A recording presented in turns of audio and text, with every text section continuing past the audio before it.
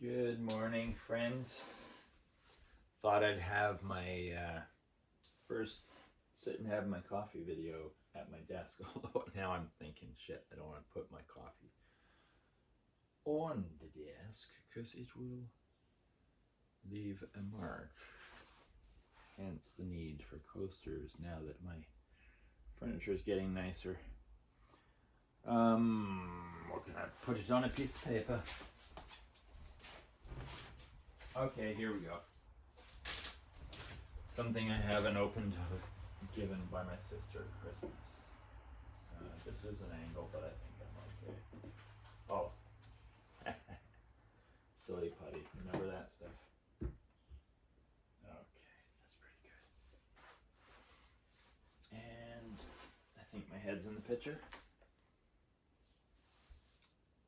I finished this last night, got a few little tweaks. This is definitely a tweaking thing. I just shortened a leg to match the other leg. I've got a little side piece to fix and screw on and stuff. Just little piddly things now, refining it to perfection. Last night I had put on these and did all my nails. I didn't count how many are here, but each side of this is one full pack of nails. Oh my god. Cost-wise, just curious if I was covering things in this. So one pack of nails, I don't know, it's anywhere from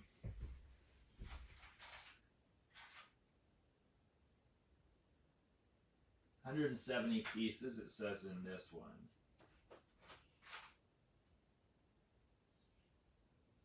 Yeah, so let's just say 150 to 200 nails in a pack. So if that's 150, that's 300 nails right there. If it's 200, then it's 400 nails. I don't know. I haven't counted. It seems like that's too many. Anyway, stop. Don't sit here and make people watch you count. Silly nails. Another little thing I found out, there's always something. This amazing clasp that I am the happiest with of all, this leg pulls out. Now, the leg, I have to lift this up just enough for that to pull over. So there are some minor flaws that for sure, if this was going to become something in mass production, they would have to be solved. But I think the idiosyncrasies of a piece, of a one-off piece, the personality and so on, within reason, becomes your connection with that piece, the personality of it. But 2 nights now, it has collapsed and folded beautifully. So the only things I need to refine, well, it's the appendages, because they do have to fold up and come unfold each time used. So they've got to handle that constant use. So we'll see over time what starts to wear out. I'm glad about my clasps, because I'm pretty sure these little whatever clasps that I've used in other areas that I've replaced, they aren't anywhere near as sturdy. So that would be some of the refining, is just maybe replacing those with something else over time that I can stand behind. That might be a good thing. But overall, it was a nice process. I'm really working on how can I put this? Raven and I have always worked on, we've always been curious, and we've always quested, and we've always researched, and we've always loved our spiritual quests and explorations and things. But since Raven's been gone, I've been, I could say, plunged out of necessity. No complaints. I'm just, is what it is. The silver lining to everything, as many of you have heard me say before, is that there is a necessity, and what it's done for me, and thanks to so many of you for support during this time that's been so challenging, is I've really started to pay attention to my mind, the monkey mind as they sometimes refer to it as, and how much it abuses me, and how much I've been all my life just kind of quite often buffered around thinking I didn't have an option, it was just the way things were. And I'm starting to become aware now that whatever the mind is, sum total of conditioning and events and stuff throughout one's life, traumas included, seems to build up this kind of callous and takes on a personality of its own and a purpose of its own in many cases. But anyways, ends up in, I will speak for myself only. I've just realized that the mind is not doing what it's supposed to be doing anymore, at least. And what it is doing is it's obscuring me. And this is where the silver lining came in. I got to see my experience, my mind really stressed out and disturbed by things. And I kind of, like at a fairground going on a ride, I just, one of those, what do they call, electric bulls. I just got whipped around everywhere. No wonder I was watching bull riding at one point. I had no idea why I was watching it too, because that's what I was going through. But anyways, long story short, I've started to really pay attention to my mind. And I also have gained the belief that I can, over time, let some of this mind stuff dissipate and let it go. And potentially find a me minus a lot of the clouds and disruptions and stuff. And back to the desk, what I found, I reached a point where the challenges were getting so high, and I was processing some stuff that I reached a point that I normally would have stopped, and I knew where that place was. I just felt it, and I could have stopped, and I did stop, and I took a break, and I thought about everything I was just talking about, and I thought, well, what if I move forward on this desk? Not because my mind started saying, oh, it's a waste of time. Look at all this time you're using up. You're procrastinating for cleaning up the trailer, da da da da. It was giving me this whole narrative and judging me big time. And then I thought, well, what if I, shit. Yeah, there's another little, how's that? Didn't got in there. Anyways, what if, see, I got distracted by a little dent left in my desk.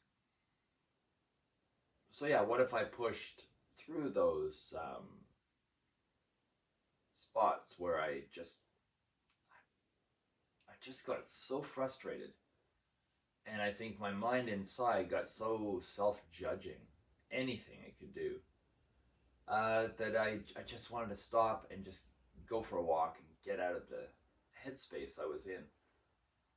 And I sat and looked at myself and looked at the situation and agreed that I would move forward, not for the purpose of the desk anymore, but for the purpose of me moving through these inner blockages. And it turned out to be a really good thing. And there were many, I will not lie. There were times where I could have just, when I was a little kid, I'll share a little thing. I can still remember it. I won't give all the details, but I was in an abusive situation. My father was quite abusive, and as many people were, not complaining, it just was an observation. And I remember I won some ribbons from horseback riding as a kid, and I was in a situation where I wasn't feeling good about myself. I was judging myself. I wasn't aware that that's what I was doing, but I now know for sure as a mature adult looking back. And I looked at that ribbon, and that ribbon represented my goodness, my worth, that I could achieve things. And then there was the conditioning, and this is new. This is when I was maybe 8 or 7, 8, 9. And so the ribbon I can see now represented all my goodness, my worth, the truth. And then the abuse that it left me with, the energy that it left me with, was opposing that. So I took that ribbon and I ripped it apart, and I cried and I felt emotional. And now I'm looking back and I can see I was literally being conditioned, and that was a moment of agreeing with the conditioning, because I needed to love my father and I needed to believe that whatever the hell he was doing was right. I couldn't deal with him being wrong, even to the point where I would take that beautiful ribbon representing all my goodness and destroy it. Now I can see the absurdity of that. Then I was in it. I was in it and I was just acting. And I can see now, based on a lot of stuff that I've experienced and that I have also read about, studied, is that I don't have to be abused by my conditioning. And I've carried basically, when did my father stop abusing me? So long ago. And I think I just continued the abuse inwardly, as a perfectionist, as a whatever. No one, you guys never hear voices in my head, as I never hear the voices in your head. But now that I'm paying attention, and I've got my sister Hannah in Mexico, been having a great time chatting with her, and she's kind of on the bandwagon with her own life experiences by herself, facing difficult situations at times and loneliness. And she's entertaining some of these ideas and doing some of the exercises I've suggested, and we're just sharing truths that normally we wouldn't share, with in mind that we're exposing them and they'll dissipate. And it's been great. It's been really, really good, and we're on to something. We're finding something, and I just feel like it's good, and Hannah's feeling like it's good too. So just wanted to share all this with you guys, because if you're not interested, you're not interested, just like anything else, myself included. But if there's one or two of you out there listening that finds this intriguing, it comes from my life experiences, it comes from my sister's life experiences, the two of us at least, sharing some information that otherwise we would never share. And we're realizing it's not so embarrassing to dig this stuff up and expose it. I'm liking my coffee. It's been a long time since I roasted coffee on video, but I'm still drinking my Monsoon Malabar. I bought 40 pounds of it last year, and I must have, 30 pounds of it still, at least 25. And it's really taking me through, because I can't drink coffee that's already roasted. I don't know what it is. Even this Malabar, which is not the best coffee in the world, from green beans, there's lots more that I would love to have right now, but some of it's $75 a pound, some $65 a pound, some's $25. This was more like $8, and quite good. So I'm kind of left with it, and even with a good but lesser expensive good, it's still way better than any coffee that I get made in a restaurant or store, or I buy roasted and brew myself, even with the bird grinder. Go figure. Have I just conditioned and trained my taste buds? I don't know. But the end result is I can go anywhere and have a coffee with someone and I smile and say thanks, but it's just grossing me out. Um, have I opened up something? I think so. In my explorations, excuse me, in my of different coffees. But I'm hoping to do the same with some of these explorations in my life. I'm intrigued as well. Some could say I have nothing to lose. I'm already on a trajectory. I want to enjoy life. I've got a lot of processing to do. Some part of me just wants to get fucking beyond the processing and move on. And that frustrated part of me, I need to just let it relax and be patient and let me heal. And then other times, the part of me that needs to heal is just really in crisis, and then it's just a bit of a struggle, a necessity, and I work through it. But still overall, even with its difficulties and the challenges in life, and I know all of you guys are having challenges. There's no way you're not living right now without extra challenges. Whether it's you feel relatively normal and there's those around you that are challenged, which is challenging you, whatever it is. I mean, I'm in the middle of nowhere almost, and I'm still. The amount of challenges I'm getting that are directly related to après lockdown, people's desperation. I've got people stealing my survivor benefit checks out of my mailbox for 2 years. I didn't know. I thought I was getting them every 3 months. I didn't even know it was a survivor benefit check. And I found out someone was stealing them and forging my name and cashing them. So I just gathered that they probably got about $8,000 in 2 years from me.